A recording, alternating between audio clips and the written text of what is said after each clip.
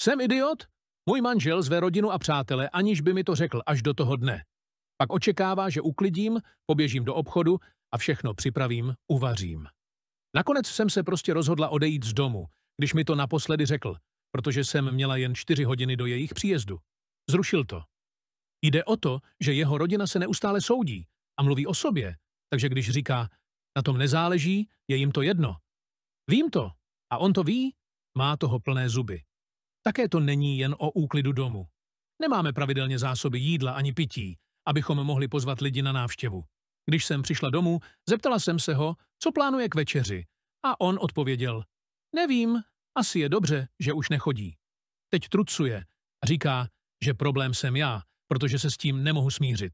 Už jsem mu několikrát říkala, že jen potřebuji pár dní předem, abych si věci zařídila.